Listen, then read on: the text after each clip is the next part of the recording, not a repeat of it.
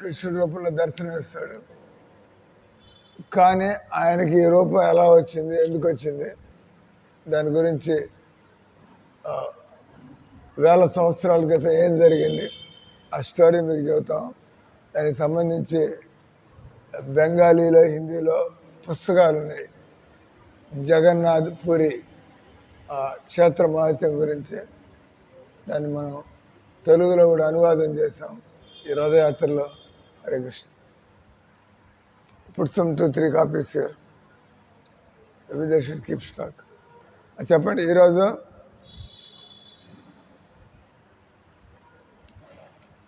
ఈ భగవద్గీతలో 18 అధ్యాయాలు కూడా ఇంపార్టెంటే, కానీ మధ్యలో ఉండేటువంటి 6 అధ్యాయాలు దీన్ని హెక్సా అంటే 6 లాటిన్లో, 3 6 18 కదా. ఈ పుస్తకంలో మీరు ఎందుకు లక్షల మంది జగన్నాథపురికి పోతారు, ఈ రూపంలో కృష్ణుడిని మనం ఆయన్ని ఇది చేసుకోవడం, భగవంతుడి అనుగ్రహాన్ని సులభంగా ఎలా పొందగలం, విషయాలన్నీ దీనిలో ఉంటాయి. చూసేవాడు మీరు. తర్వాత ఈ 8 గంటలకి అయిపోతే తీసుకెళ్ళచ్చు మీరు.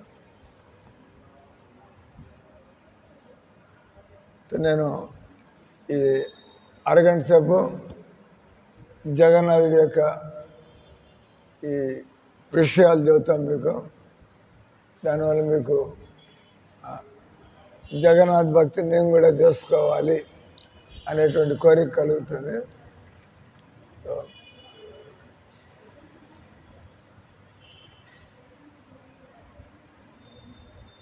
మామూలుగా విగ్రహాలకి ఇక్కడ మనం వెండి చేతులు పెట్టాం కదా. ఆ వెండి చేతులు వెనకాల మొండి చేతులు ఉన్నాయి. మొండి చేతులు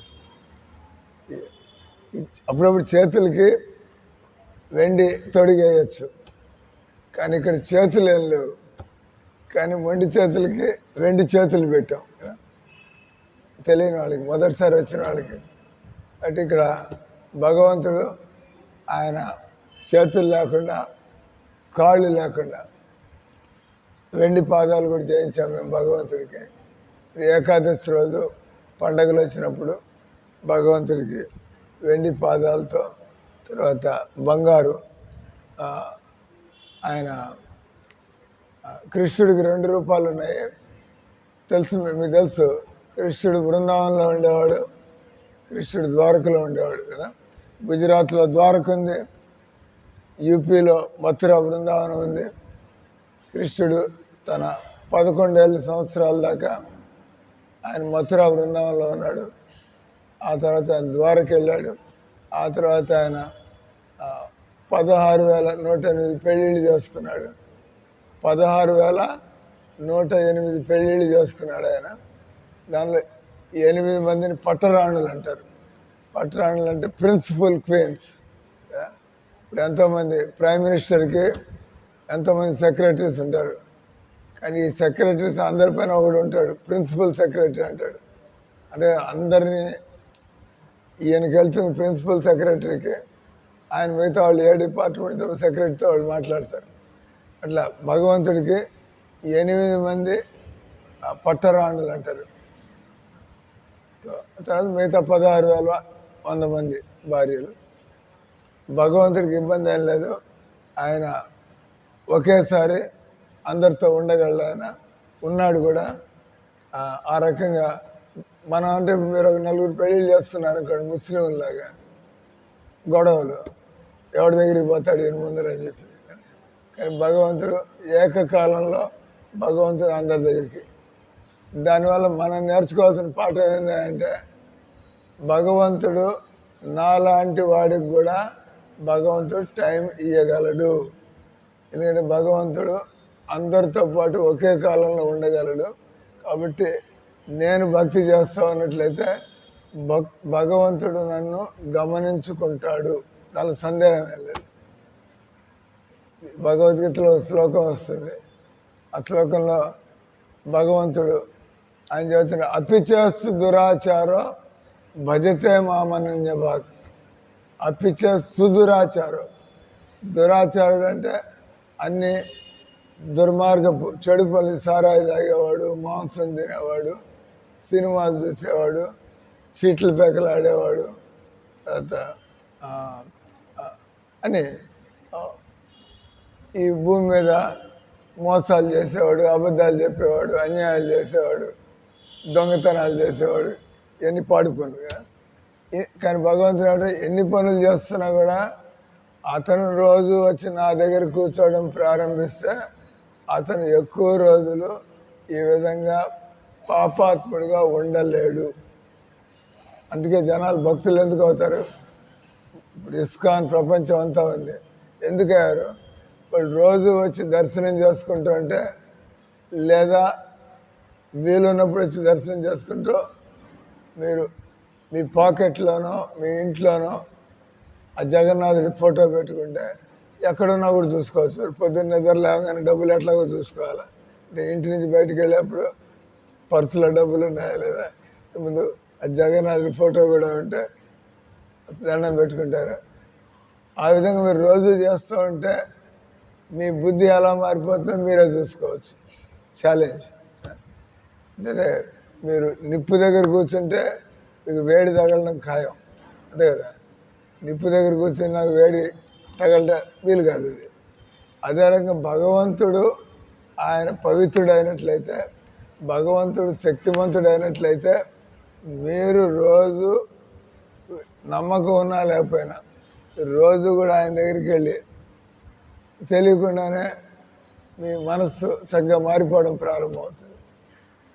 అది ఆ మార్పు జరిగింది కాబట్టి ప్రపంచం అంతా కూడా జనాలు ఇస్కాన్ ద్వారా కృష్ణ భక్తులై, మీరు గూగుల్లో కొట్టి చూడండి, ISKCON Russia, ISKCON Africa, ISKCON China, ISKCON Australia, మీరు అదిరిపోతారు. ఇదేంద్ర బాబు ఎంతమంది భక్తులు! మనం అంతా కూడా భారతదేశంలో పుట్టి హిందువుల్లాగా పుట్టి మనం అంతా కూడా అసలు మనం దేవుడి మీద మనకి ఆకర్షణే లేదు. మీకు దేవుడి మీద నమ్మకం ఉంది. నమ్మకం అనేది ప్రారంభం. ఆ నమ్మకాన్ని మీరు అమలు పరిస్తే, నమ్మకం ఉన్నంత ఏం చేయాలా? భగవద్గీతలో చెప్పినట్టుగా కొద్దిగా చేస్తూ ఉండాలి. చేస్తుంటే పని చేస్తూ ఉంటుంది. మీరు కూడా ఈ విధంగా మారిపోతుంది. వీళ్ళంతా ముసలాళ్ళు ఏం కాదు. ఎన్నేళ్ళు ఏం చేస్తున్నారు భక్తి? 5 ఏళ్ళు అసిస్టెంట్ ఇంజనీర్. బస్ రంగు అంటుకుంది. మన ఉద్యోగం, మన కుటుంబం, వేతాటాలు, ఈ పిచ్చి పనులు మనకు అక్కర్లేదు. సినిమాలు, క్రికెట్లు అక్కర్లేదు. చక్కగా ఆ భగవద్గీత తీసుకొని, భాగవతం తీసుకొని చక్కగా కృష్ణుని అర్థం చేసుకోవడానికి, కృష్ణుడి యొక్క అంతులైనటువంటి లీలల్ని తెలియ చదువుకుంటూ ఆనందం. మీకేం బోరు కొట్టదు. మేమంతా కూడా నేను 40 ఏళ్ళ నుంచి ఉన్నా. ఎంత చదువు ప్రశాంతంగా ఎంత చదువుకుంటే ఇంకా చదువుకోవాలని చెప్పి, అది చదువుకోవడానికి ఎప్పుడు ఎన్నో ఉంటాయి పుస్తకాలు కృష్ణుడి. మీరు అన్నీ వదిలేసి కూర్చున్నా కూడా ఇస్కాన్లో ఉన్న పుస్తకాలన్నీ మీరు చదవలేరు. అన్ని పుస్తకాలు ఉన్నాయి. మీకు ఎవరికైనా కావాలంటే భాగవతం ఇక్కడి నుంచి ఇక్కడ దాకా పుస్తకాలు ఉన్నాయి. 18 పుస్తకాలు మీరు తీసుకోవచ్చు. దానిలో భగవంతుడి భక్తులు, భగవంతుడి అవతారాలు, భగవంతుడి శక్తులు, ఈ భగవంతుడి లీలలు అని వస్తాయి. మీరు ఒకసారి దానిలో పడ్డారంటే మీరు బయటికి రాలేదు. అంటే అంత ఆత్మకి సుఖాన్ని కలిగించేటువంటి. ఈరోజు మనం చెప్పుకునేటువంటిది కలియుగంలో మనం రాముడిని, కృష్ణుడిని, రాముడు మర్యాద పురుషోత్తముడు, కృష్ణుడు భగవద్గీత ఇచ్చాడు. మా భగవద్గీతలో బ్రాహ్మణులు ఎట్లా బతకాలా, క్షత్రియులు ఎట్లా బతకాలా, వైశ్యులు ఎట్లా బతకాలా, ఆ పద్ధతిలో చూస్తే మీకు తెలుస్తుంది. నేను పేరుకు మాత్రమే కోమటాన్ని, నేను పేరుకు మాత్రమే బ్రాహ్మణుడిని, నాలో బ్రాహ్మణ లక్షణాలు కానీ కోమటాల లక్షణాలు కానీ నాలో లేనే లేవు. మీకు తెలిసిపోతుంది. అంటే మనం భగవద్గీత పద్ధతిలో బతకడం అంత సులభం కాదు. కానీ కలియుగంలో భగవంతుడు శంఖక్షేత్రం అంటారు, నీలాచల క్షేత్రం అంటారు. అంటే జగన్నాథ్ పూరి శంఖాకారంలో ఉంటుంది. దాన్ని శంఖక్షేత్రం అన్నారు, దాన్ని పురుషోత్తమ క్షేత్రం అని కూడా అన్నారు. ఏంటంటే మామూలుగా కాణిపాకంలో వినాయకుడు ఉన్నాడు, వారణాసిలో విశ్వనాథుడు ఉన్నాడు, మీరు ఆ మురుగన్ స్థానాలు తమిళనాడులో ఉన్నాయి, సుబ్రహ్మణ్య స్వామి. కానీ అంటే పురుషోత్తమ క్షేత్రం, అందరికంటే ఉత్తముడు భగవంతుడు, జగన్నాథుడు, జగత్తుకంతా నాథుడు. అంటే ఆయన శివుడికి నాథుడు ఆయనే, ఆయన వినాయకుడికి నాయుడు ఆయనే, ఆయన దుర్గాదేవికి నాథుడు ఆయనే. జగన్నాథుడు అంటే ఆయనతో సమానంగానే, ఆయనకంటే ఎక్కువ కానీ ఎవరూ లేరు. తెలియనటువంటి హిందువులు ఈ రోజుల్లో పుస్తకాలు చదవరు, భగవద్గీత చదవట్లేదు. ఎందువాళ్ళు అంతా ఒకటే అంటూ ఉంటారు. అంతకంటే పిచ్చిగా సాయిబాబాని పూజించడం, ఈ వెంకయ్య స్వామి ఇటంతా పడి ఒళ్ళు తెలియకుండా కదా. కానీ హిందువులు అంటే కొంచెం అన్నీ తెలుసుకోవచ్చు, ఒక భగవద్గీతని జాగ్రత్తగా చదివితే.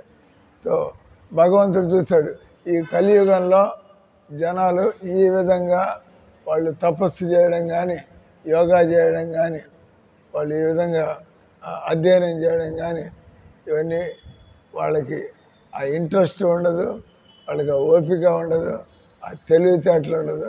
కాబట్టి ఇటువంటి వాళ్ళను కూడా ఏ విధంగా సులభంగా భక్తులు చేయాల, దానికి భగవంతుడు ఈ విధంగా జగన్నాథ్ పురిలో జగన్నాథుడిగా అవతరించి మీకు తెలియడం కోసం మామూలుగా మనం ఏ భక్తి చేయాలన్నా ఆ దేవుడికి సంబంధించినటువంటి నియమాలు ఎన్నో పాటించాల్సి ఉంటుంది, అంతే కదా. మీరు ఫలానా చేయాలంటే మీరు విష్ణు సహస్రనామాలు, మీరు లలిత సహస్రనామాలు ఇవన్నీ చేస్తూ ఉంటారు.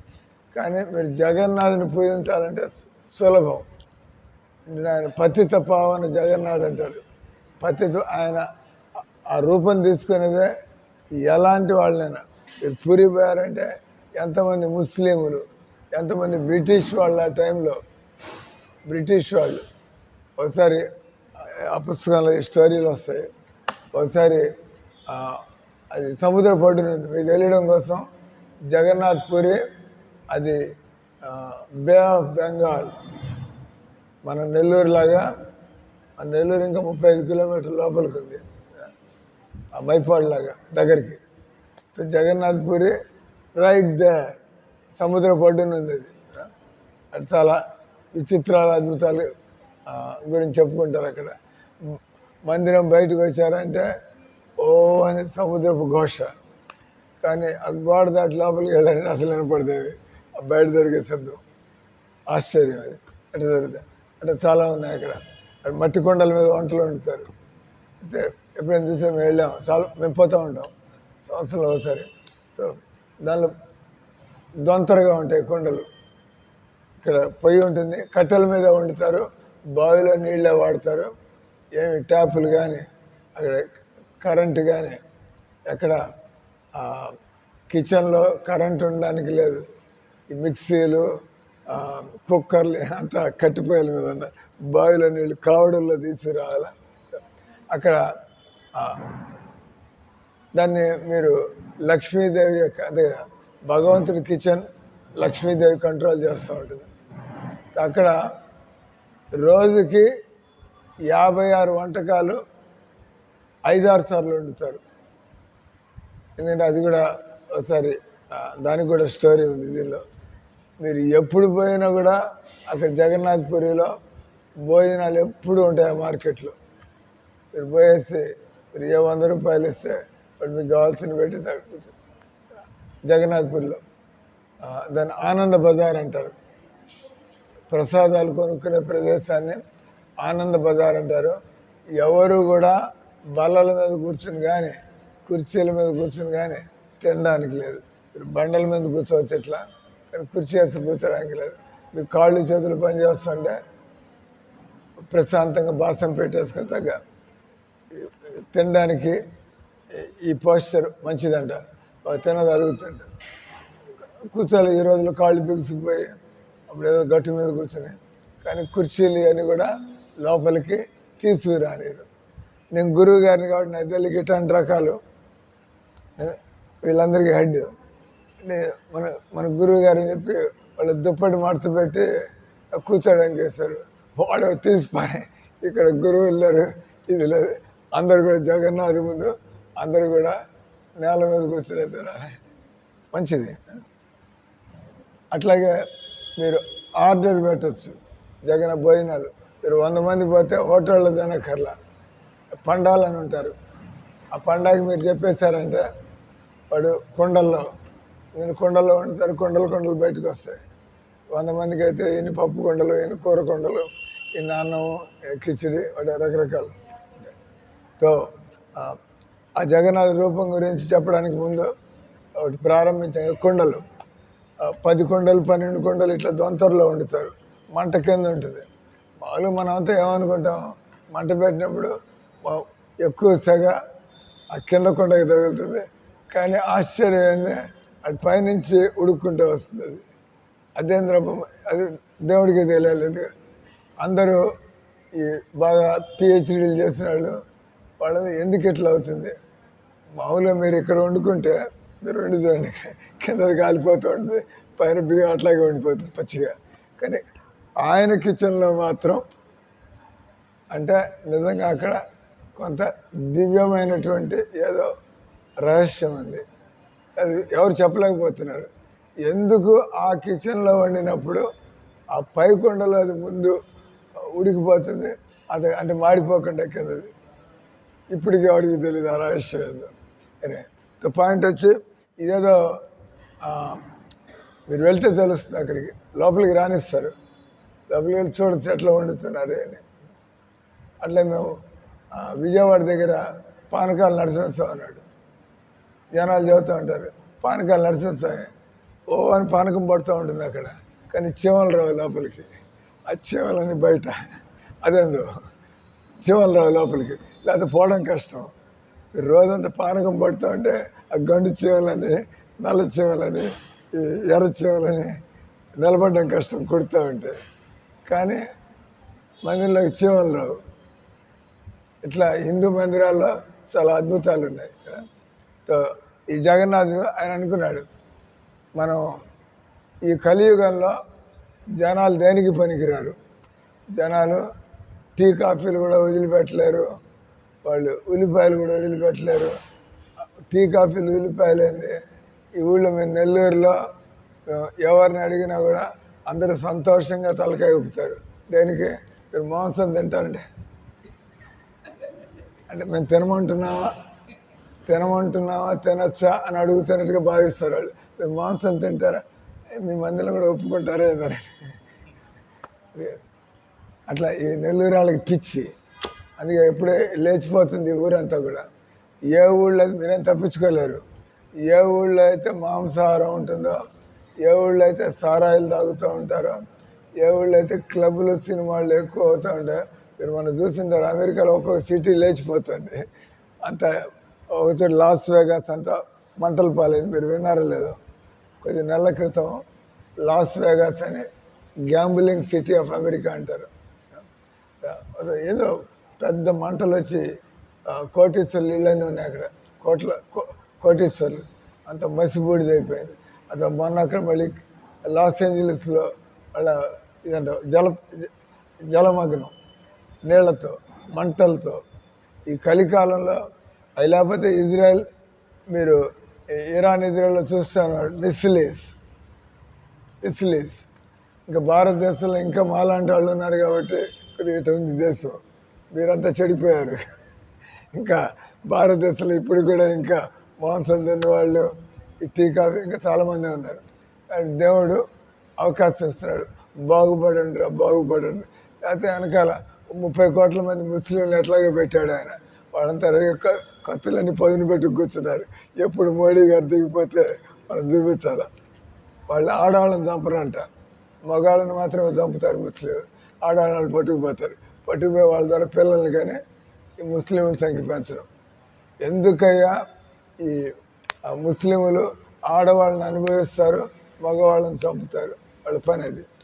ఆ రకంగా ఈ ప్రపంచంలో ఎవడు హిందువులు అనేవాళ్ళు లేకుండా పోవాలని అనా కదా. వాళ్ళు ఓపెన్గానే చెబుతున్నారు, వాళ్ళే దొంగచాటుగా ఏం లేదు. వాళ్ళు ఓపెన్గా మాకు అవకాశం కలిగిందంటే ఏం చేస్తాం మేము చూపిస్తామని. వాక్ స్వాతంత్రం ఉంది. మోడీ గారు ఉండడం వల్ల గత 11 ఏళ్ళ నుంచి అట్లా ఆగింది పరిస్థితి. ఆయన పంపించేశారని చూపిస్తారు వాళ్ళు తడాక ఏందో. యువనేత రాహుల్ గాంధీ వీళ్ళంతా కూడా రెడీగా ఉన్నారు. ఈ మోడీ గారు ఎప్పుడు చేస్తాడు, ఆ తర్వాత దేశాన్ని ఎట్లా ఆక్రమించాలి. కానీ మీరంతా కొద్దిగా మేల్కోండి. నా పెళ్ళాము నా ఆస్తులు కాకుండా ముందు దేశం. ఆయన అన్నామలై అని చెప్పి మంచి ఐపీఎస్ ఆఫీసర్, ఆయన తమిళనాడు బీజేపీకి ప్రెసిడెంట్. ఆయన ఇంటర్వ్యూలు అడిగారు, ఈ ఇజ్రాయెల్ ఇరాన్ యుద్ధం గురించి అడిగితే ఆయన ఏమన్నాడు తెలుసా, ముందు దేశం బాగుంటే ఆ తర్వాత మన ఆస్తులు మన కుటుంబాలు బాగుంటాయి. దేశమే బాగాలేకపోతే ఇంకా మీ ఆస్తులు మీ కుటుంబాలు మీ చేయి దాటిపోతాయి. So coming to the point, భగవంతుడి కలికాలంలో ఆయన బాలాజీ గారు వెంకటేశ్వర దగ్గర మీరు కోరికలు తీర్చుకోవడానికి పోతారు. కానీ మీరు జగన్నాథ్ పూరి పోయారంటే మీకు పంచమ పురుషార్థం. మామూలుగా మన అందరం కూడా ధర్మ అర్థ కామ మోక్షాలు వీటి కోసం పరిగెడుతూ ఉంటాం. ముసలాళ్ళు అయితే మోక్షం కావాలా, మనం కుర్రాళ్ళు అయితే మనకి డబ్బులు భోగాలు కావాలా, ఈ రకంగా మెల్లిమెల్లిగా. కానీ భక్తి అనేటువంటిది ఏ వయసులో ఉన్న వాళ్ళైనా కూడా భక్తి అనేది వాళ్ళకి ఆనందాన్ని కలిగిస్తుంది. 24 గంటలు ఉండేటువంటి ఆనందం, శుద్ధమైనటువంటి ఆనందం, అంతులేనటువంటి ఆనందం. ఇంకా మీకు ఏమీ అవసరం ఉండదు. రోజంతా కూడా మందిలో కూర్చోవాలి. ఇప్పుడు నేను ఎప్పుడు కూడా ఈ మందిరం దాటి బయటికి వెళ్ళను. ఎప్పుడైనా బయటికి పోయాంటే భజన చేయడానికి ఎవరింట్లో పిలిస్తే పోతా, లేకపోతే ఒక అడుగు బయట పెట్టండి మందిరం నుంచి. ఇక్కడ భజన చేస్తూ ఉంటాం, బయటికి పోయంటే ఎవరింట్లో భజన చేయడానికి పోతున్నాం. ఏమి ఇంట్రెస్ట్ లేదు బయట ప్రపంచంలో. కావాల్సిన ఆనందం మనశ్శాంతి ఇక్కడ దొరుకుతుంటే మీరు అంటూ ఉంటారు, ఎందుకు వచ్చారా మీరు మందిరానికంటే మనశ్శాంతి ఉంటుంది సార్ మందిరం. అప్పుడు మీరు కూడా ఇంట్లో భక్తి చేయొచ్చు కదా. మీరు మనశ్శాంతి పోయే విధంగా పిచ్చిగా ఎందుకు బతకాలా? అతను మనశ్శాంతి కోసం అంటే మందిరాలు ఎత్తుక్కుంటే రావడం దేనికి? మీరు కూడా భగవద్గీతలో చెప్పినట్టుగా చక్కగా భజన చేస్తుంటే. సో కొద్దిగానే టైం ఉంది, ఒక 10 నిమిషాలు ఉంది. ఈ స్టోరీలు 2 చెప్పాలి మీకు. ఒకటి వచ్చి ఈ పూరి జగన్నాథ్ మందిరం అది ఎప్పటి నుంచి ఉందాయా అంటే కోట్ల సంవత్సరాలు. దానికి ఎప్పటి నుంచి ఎవడు చెప్పలేడు. అన్నేళ్ళు అంటే సత్యయుగం అంటాం కదా, సత్యయుగం ఎన్ని సంవత్సరాలు ఉంటుంది? కలియుగం 4,32,000 సంవత్సరాలు ఉన్నారు కలియుగం. మనం ఇప్పుడు నడుస్తున్నట్టు ఆ కలియుగంలో కేవలం 5,030 సంవత్సరాలు గడిచాయి. ఇప్పటికే పరిస్థితి ఉంది. మీరు ఇంకా 10 ఏళ్ళు 20 ఏళ్ళు గడుస్తుంటే భయంకరంగా ఉంటాయి పరిస్థితులు. ఈ హరే కృష్ణ మంత్రం వల్ల కొంత ఈ భూమి తట్టుకుంటుంది. భగవన్నామం జపించేవాళ్ళు, జై శ్రీరామ్ జై శ్రీకృష్ణ అనేవాళ్ళు ఇంకా ఈ భూమి మీద, జై శ్రీమన్నారాయణ అనేవాళ్ళు ఇంకా ఉన్నారు. కాబట్టి భగవంతుడు ముంచేయటం లేదు. మేము పోతే అంతా మీలాంటి దుర్మార్గులు ఉంటే ఇంక ముంచేస్తాయి. అంటే ఎప్పుడైతే మంచి వాళ్ళు ఉంటారో వాళ్ళ కోసం అని చెప్పి మిగతా వాళ్ళందరూ కూడా. అటు ఇక్కడేదో మనం మంచి వాళ్ళమని కాదు, ఈ భూమి మీద ఇంకా మంచి వాళ్ళు ఉన్నారు. అటు భగవంతుడు వాళ్ళు ఉన్నారు కాబట్టి వాళ్ళ దయ వల్ల మిగతా వాళ్ళందరూ కూడా. ఇట్లాంటిదే ఒకసారి భాగవతంలో పృథు మహారాజు అని చాలా రామచంద్రుడిలాగా, పరీక్షిత్ మహారాజు లాగా, యుధిష్ఠిర్ మహారాజు లాగా ఆయన గొప్ప రాజు పృథు మహారాజు అని చెప్పి. సో ఆయన ఎంత గొప్ప రాజు అంటే 4 కుమారులు ఉన్నారు కదా, సనక సనందన కుమార్, 4 కుమారులు బ్రహ్మదేవుడి యొక్క పుత్రులు. వాళ్ళు భూమి మీదకి వస్తారు ఆ రాజుగారిని కలుసుకోవడానికి. అంటే ఆయన భక్తి ఎంత. ఇప్పుడు నారదుడు వచ్చాడు అనుకోండి, మనం ఇక్కడ భజన చేస్తుంటే ఇట్లాంటి కలికాలంలో దేవతలు భూమి మీదకి వస్తారే అది మన మొహం కూడా చూడరు కదా. కానీ పృథు మహారాజు ఆయన చక్కటి ఆదర్శవంతమైన రాజు. పరిపాలన చేస్తుంటే ఆయన యొక్క భూమి మీద కూడా ఇట్లాంటి పరిపాలన ఉంటుంది రామరాజ్యంలాగా అని చెప్పి 4 కుమారులు ఆ రాజుని అనుగ్రహించడానికి వాళ్ళు దిగి వస్తాడు. అంటే వాళ్ళు ఎంత ప్రాచీనమైనటువంటి వ్యక్తులు, బ్రహ్మదేవుడి యొక్క పుత్రులు వాళ్ళు. సనత్, సనక, సనాతన, సనందన, ఈ నలుగురు కుమారులు. వినుంటారా మీరు? చూడాలంటే పైన బయట ఆ డోములో బొమ్మలు ఉన్నాయి, దాని ఆ పక్క ఎడం పక్క చూస్తే తెలుస్తుంది. వాళ్ళు అంటే వాళ్ళ యోగ శక్తులు ఎంత ఉన్నాయంటే, వాళ్ళు మాకు వయస్సు మారకూడదు అనేటువంటి వాళ్ళ యొక్క భక్తి వల్ల, పూర్తి భక్తి వల్ల వాళ్ళు అన్నారు మాకు వయస్సు ఎప్పుడూ కూడా, అందుకే వాళ్ళు కుమారులు అన్నారు. కుమారులు అంటే 15 ఏళ్ళ లోపల వాళ్ళు వయస్సు వాళ్ళది. కుమారులు మేము ఎప్పుడు కూడా కుమారులుగానే ఉండిపోవాలి. ఎందుకయ్యా, జనాలంతా కూడా ఎదగాలని చూస్తూ ఉంటారు కదా, కానీ వాళ్ళు ఎప్పుడు కుమారులుగా ఉండిపోవాలని చెప్పి. సెక్స్ మనకి కామవాసనలు రాకుండా ఉండడానికి, ఎప్పుడైతే మన వయసు 15 ఏళ్ళు దాటుతుందో కామవాసనలు సతాయించడం ప్రారంభమవుతుంది. వాళ్ళు చూసి ఈ భూమి మీద మనంతా పుట్టడం, చావడం, ఈ బాధలు, ఈ ముసలితనం, రోగాలు, ఇవన్నీ కూడా కామవాసనల కారణంగా మనం వీటన్నిటికీ ఎరవుతున్నాం. కాబట్టి వాళ్ళు మనకి నేర్పించడం కోసం మేము ఎప్పుడు బాలబ్రహ్మచారులుగానే ఉండిపోవాలి. అందుకని వాళ్ళు నలుగురు కుమారులు అంటారు. ఈ స్టోరీ మీకు ఎందుకు చెబుతున్నాయంటే, ఆ పృథు మహారాజును చూడడానికి వాళ్ళు దిగొచ్చారు. వాళ్ళ దర్శనం సులభం కాదు, భూమి మీదకి వచ్చారు. అంటే వాళ్ళ వయస్సు లక్షల సంవత్సరాలు, కానీ వాళ్ళు ఎట్లా ఉంటారంటే కేవలం 9 ఏళ్ళ 10 ఏళ్ళ పిల్లల్లాగా ఉంటారు. పృథు మహారాజు ఆయన వాళ్ళ కాళ్ళు కడిగి కానీ పూజలు చేసి ఆయన, అప్పుడు ఆయన అంటాడు, నాకుండేదంతా, మీరు యోగ్యులైనటువంటి బ్రాహ్మణులు కాబట్టి నాకుండేదంతా మీకు ఇచ్చేస్తున్నా, నా రాజ్యం అంతా. అప్పుడు పృథు మహారాజు అంటాడు, ఆయన మీలాంటి వ్యక్తుల వల్లే, బ్రాహ్మణుల వల్లనే, బ్రాహ్మణులు అంటే యోగ్యత్వం. ఎప్పుడైనా కూడా మన బ్రాహ్మణులు అంటే అది కులం బ్రాహ్మణులు కాదు, అదంటే గుణం బ్రాహ్మణులు లేదా కర్మ బ్రాహ్మణులు. ఎప్పుడైతే భూమి మీద గుణాలతో బ్రాహ్మణులు ఉంటారో, కర్మలతో బ్రాహ్మణులు ఉంటారో, భగవంతుడు వాళ్ళ వెంట నీడలాగా నడుస్తూ ఉంటాడు, భగవంతుడు దగ్గర నుంచి చూసుకుంటూ ఉంటాడు. సో మీకు చెప్పదలుచుకుంది, రాజా ఇంద్రదమ్మునని ఒక గొప్ప రాజు ఉండేవాడు సత్యయుగంలో. ఆయన గొప్ప విష్ణు భక్తుడు. ఆయన రాజుగా ఉన్నా కూడా ఎన్నో గంటలు, అది ఎట్లాగా అంటే మీరంతా కూడా తెల్లవారుదాం లేవచ్చు. మీరు 7 గంటలకు నిద్ర లేస్తే మామూలుగా మనుషులు 3 గంటలకు నిద్ర లేవచ్చు. 3 గంటలకు నిద్ర లేస్తే 7 అంటే 4 గంటల టైం ఉంది మీకు భజనకి. మనమంతా కూడా తమో గుణంలో మనం మనసును మొండిగా చేసుకుంటున్నాం. అది ఇస్కాన్ మందిరాల్లో ఈ నియమం పెట్టాడు.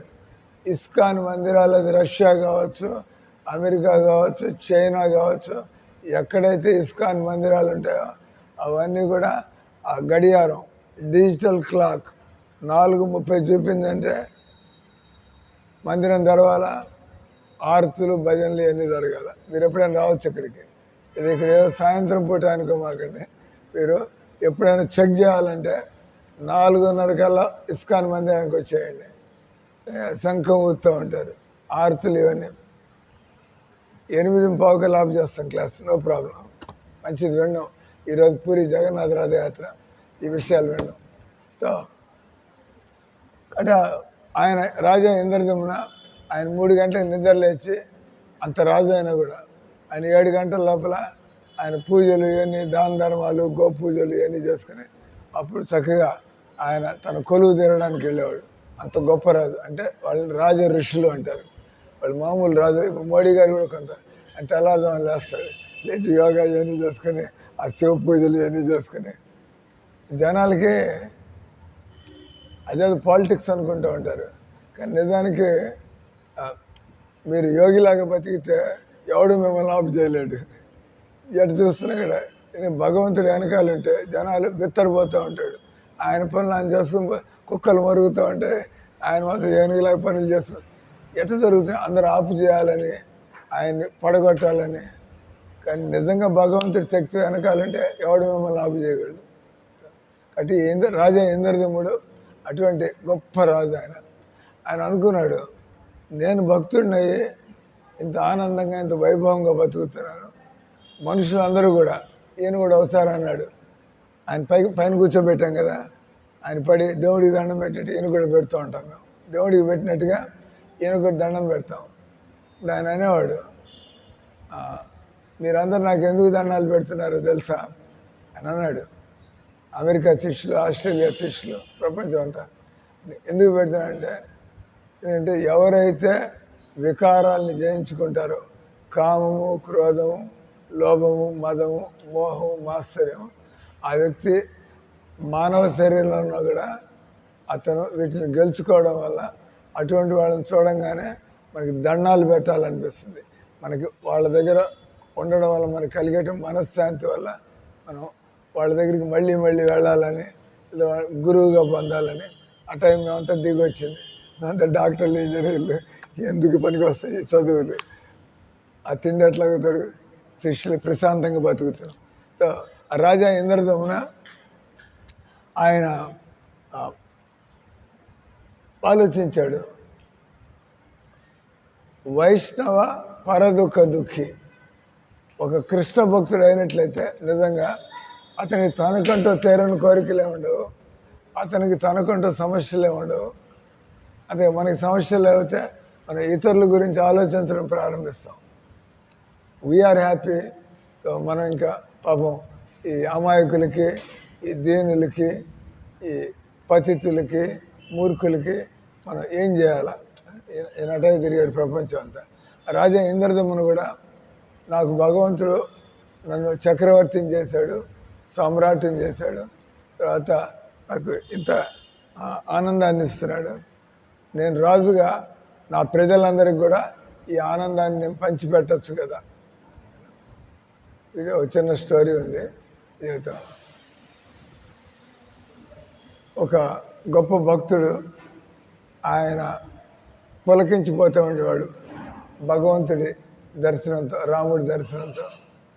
ఆయన అనుకున్నాడు, మనుషులందరూ కూడా నాకు భగవద్ దర్శనంతో ఆనందం కలిగితే మనుషులందరూ కూడా భక్తి చేసుకుని ఆనందంగా బతకచ్చు కదా అని చెప్పి, కానీ జనాలు భక్తి చేయట్లేదు.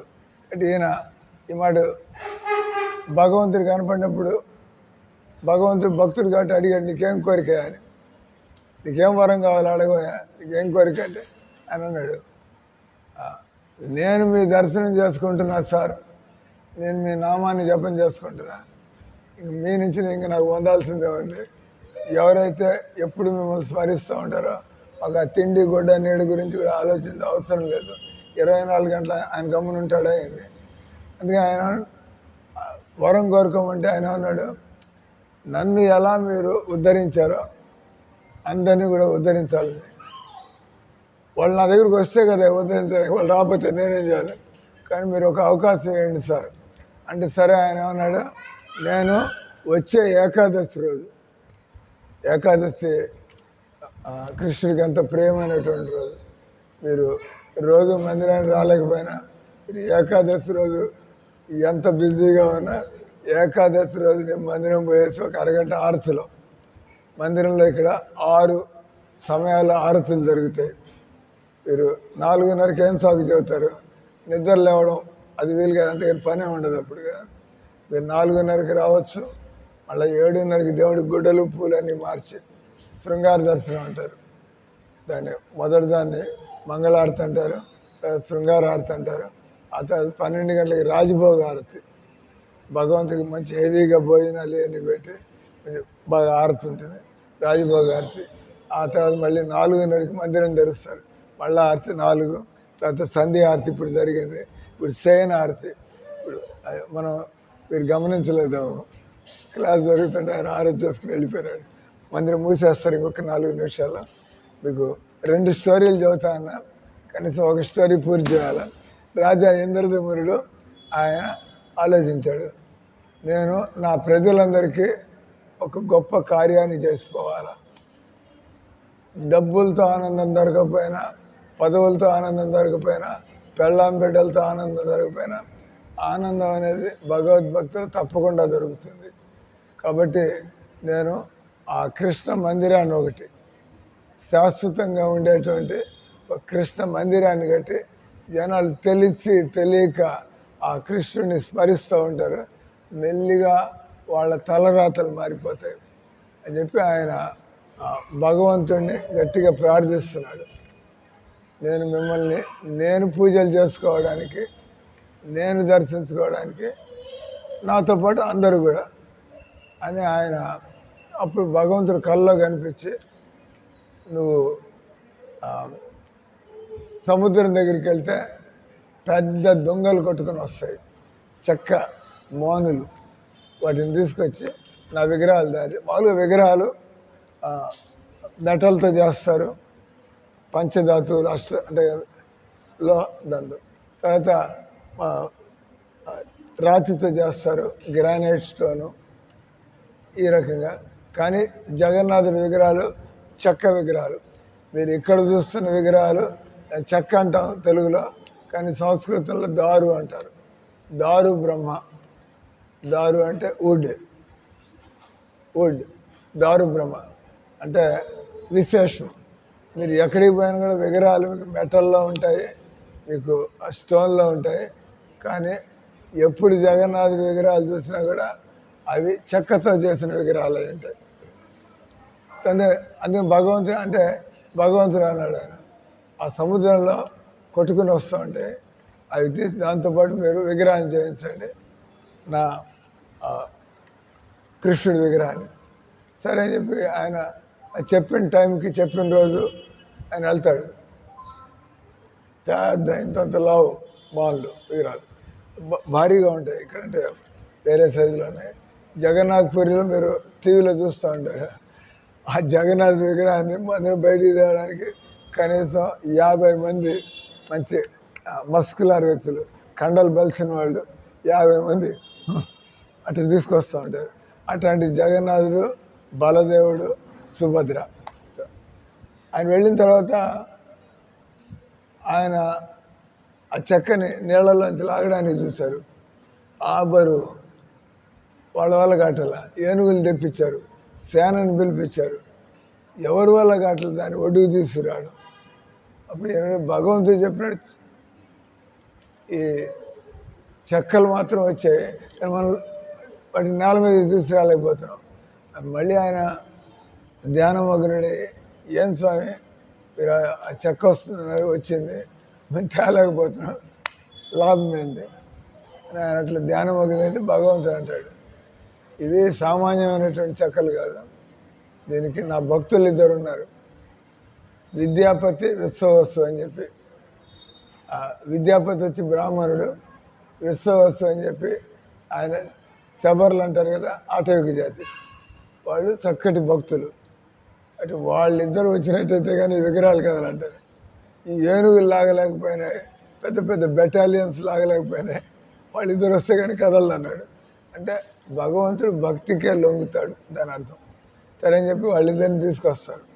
వాళ్ళిద్దరు చిరో పక్కన నిలబడతారు. అప్పుడు సులభంగా బంగారు రథం ఒకటి తెస్తారు, దాన్ని తీసుకెళ్తారు. తర్వాత చెక్కలు మామూలుగా ఎవరైనా కూడా చెక్కచ్చు.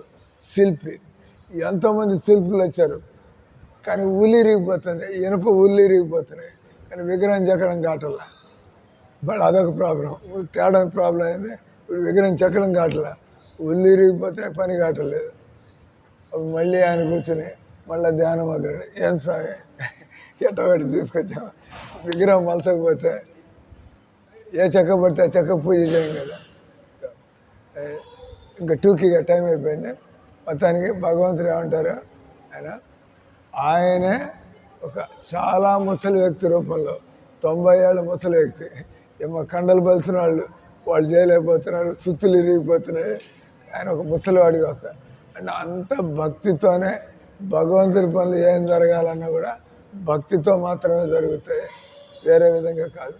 అదే ఆయన ఆఖరిలో ఆయన షరతు పెడతాడు, ఆ ముసలి బ్రాహ్మణుడు షరతు పెడతాడు, నేను విగ్రహాలు తయారు చేసి బయటకు వచ్చేదాకా మీరు నన్ను డిస్టర్బ్ చేయకూడదు, కానీ పొరపాటుని డిస్టర్బ్ చేశారంటే పని అక్కడికి ఆగిపోతుంది.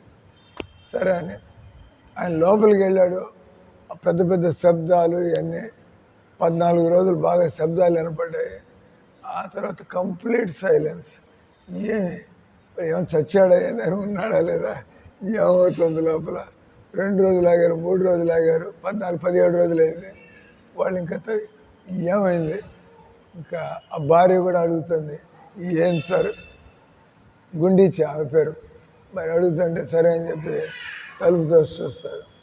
ఆయన ఉంటాడు, మీరు షరతును ఉల్లంఘించారు కాబట్టి నేను ఇంకెక్కడికి ఆఫ్ చేస్తాను. ఆ విగ్రహాలు ఇట్లుంటాయి, ఈ ముండి చేత ఇంకా చెక్కలాగండి, ఇంకా చెక్కడం పూర్తి కాలేదు. అప్పుడు ఆయన తర్వాత ఇంకోసారి చెప్తే, ఈ విగ్రహాలు ఈ విధంగా కనిపించడానికి నిజంగా భగవంతుడు ఒకసారి ఇలా కనిపించాడు కాబట్టి ఇదేమి సగంలో చెక్కు వదిలేస్తున్నాయి కాదు. ఆ స్టోరీ మళ్ళీ రేపు చదువుతాం, అక్కడ సూళ్ళూరుపేటలో చదువుతాం. హరే కృష్ణ హరే కృష్ణ, ప్రతి పుస్తకంలో చదవండి. హరే కృష్ణ హరే కృష్ణ కృష్ణ కృష్ణ హరే హరే రామ్ రామ్ రామ్. ఫ్యాన్ అవి అదే ప్రసాదాలు తీసుకోండి, కొత్తగా వచ్చిన వాళ్ళు చూడండి.